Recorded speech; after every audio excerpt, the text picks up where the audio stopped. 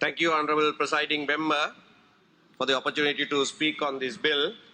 But before I commence my comments on the bill itself, I must place on record our protest at having this debate at a time like this, when there's a third wave of COVID-19, when many experts have publicly declared that the alert level should be level 4 and not level 3.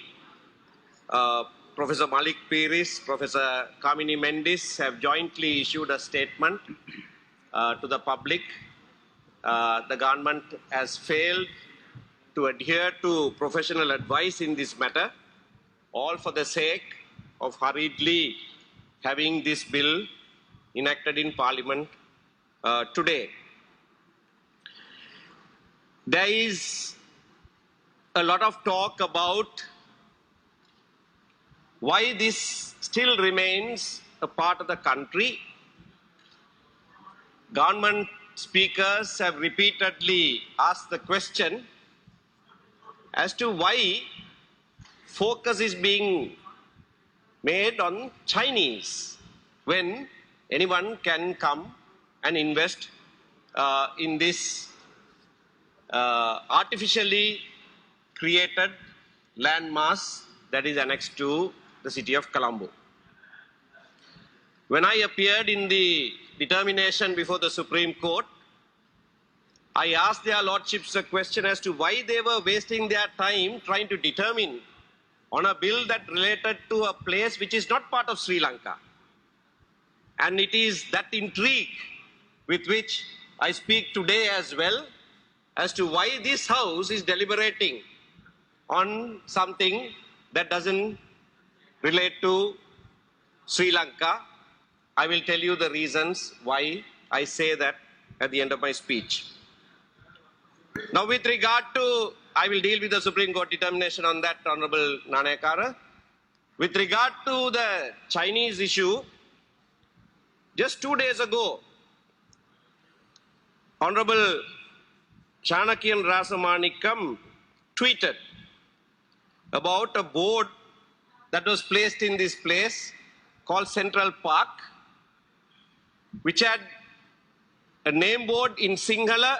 Honorable Nanayakara, you were Minister for National Languages in the previous dispensation, in English and in Chinese. Sinhala, English and Chinese. And you dare ask the question why people are saying Chinese in this. And that is not all.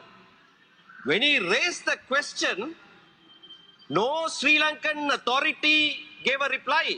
There is a tweet by the Chinese embassy. There is a tweet in reply by the Chinese embassy saying, we noticed an interim sign in a JV building site, not abiding by trilingual rules. Requests raised. We respect all 3 official languages and urge companies to follow. They are saying we will rectify it, not your government. What has the Chinese embassy to do with how name boards are to be put in this place? They have taken responsibility. They have taken over the land, and you are engaging in an exercise trying to enact law for that area.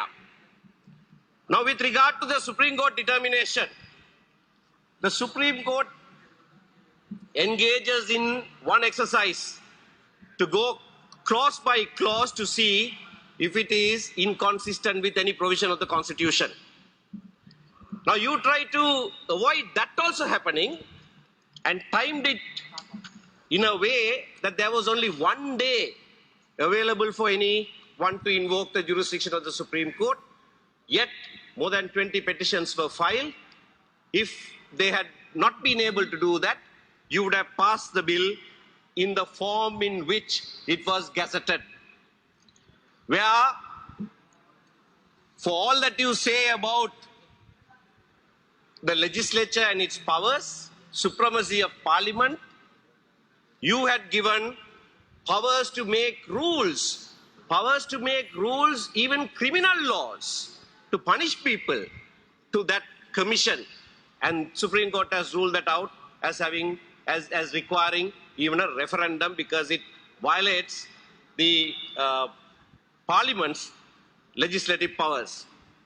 I'll give you, because of shortness of time, I'll give you just 2 examples as to why Supreme Court determination is not so relevant to us today. When we make laws, we not only look at constitutionality, we also have to look at desirability and what is good for the country.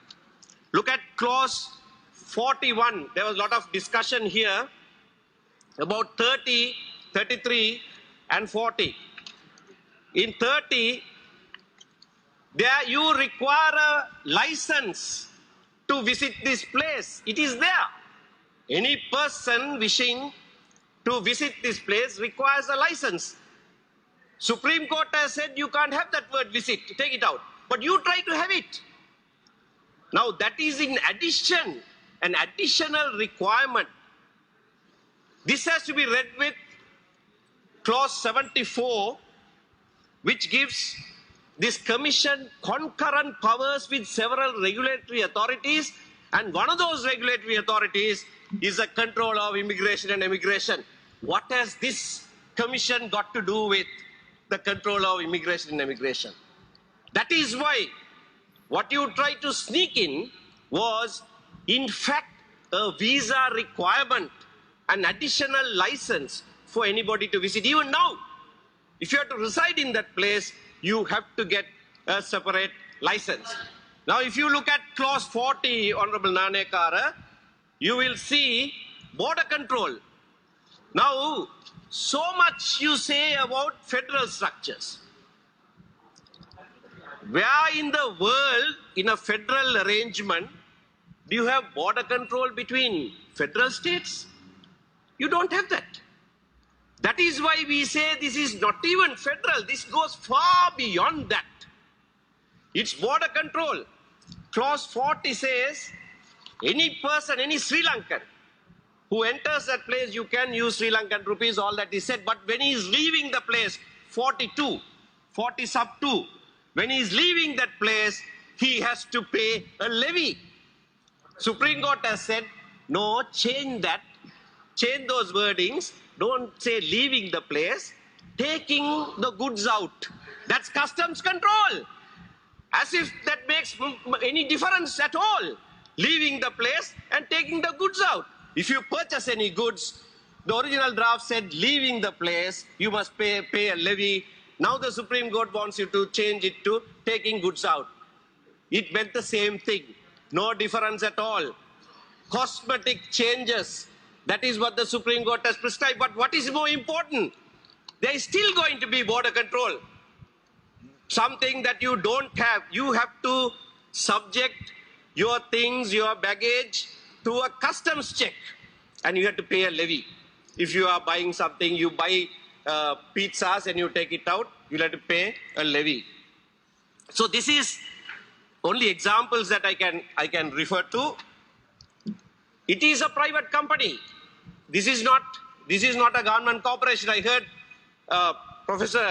Honorable Professor G.L. Piri say that the government, no, it is not. It has not been made. And the Supreme Court hasn't declared it to be one. Even members who are to be appointed to this commission, 5 or up to 7, can be foreigners. That is what the bill says. And that is what counsel for the secretary to the president told the Supreme Court, that even the Chief Justice can be appointed who is a foreigner. And so what's the big deal, he said. And Supreme Court has not dealt with that. Supreme Court Thank you. Supreme Court has thought it fit not to deal with that because that has been our position right along, that there is nothing unconstitutional about appointing any foreigner to even be a judge. So that position has been retained in the determination of the Supreme Court. But nevertheless, you are now bringing, even though it is not prescribed by the Supreme Court, you are bringing an amendment to say majority of them will be Sri Lankans. There is an argument that Honorable Kehalia Rambukwala just referred to, that Mr. Kanagiswaran advanced before the Supreme Court. It's at page 14. that this does not form part of Sri Lanka's territory in terms of international law or even domestic law. Supreme Court has dealt with that in page 19. It hasn't merely dismissed it, as you said. This is what it says. It says that so far, no court has ruled it to be so. So far, no court has ruled it to be that it is outside Sri Lanka. And this is what they say. Presumption of validity, referring to annexation of this as part of the District of Colombo, they say presumption of validity exists pending a final decision by the court. And they say Supreme Court exercising special jurisdiction for determination is not that court. So it still is open for anybody, particularly the Chinese authorities, to claim this to be not part of Sri Lanka, and this determination will assist them in that. And finally, Honorable Presiding Member, I said you wouldn't even consider a federal arrangement, something that exists in almost 100 countries in the world. But here you have given away part of what you claim to be Sri Lanka, I'm concluding, to be part of another country. You say so much about Ilam, but this is Chilam. This is China. This is Chilam that you are enacting in your own laws when you even don't have jurisdiction over that territory, but declaring it and gifting it in your territorial waters, a landmass to China, and you will reap the consequences of this. Honorable Ponambalam was to refer to various factors about the region. I don't want to repeat that. You will reap the consequences of this injudicious act of yours very soon. Thank you.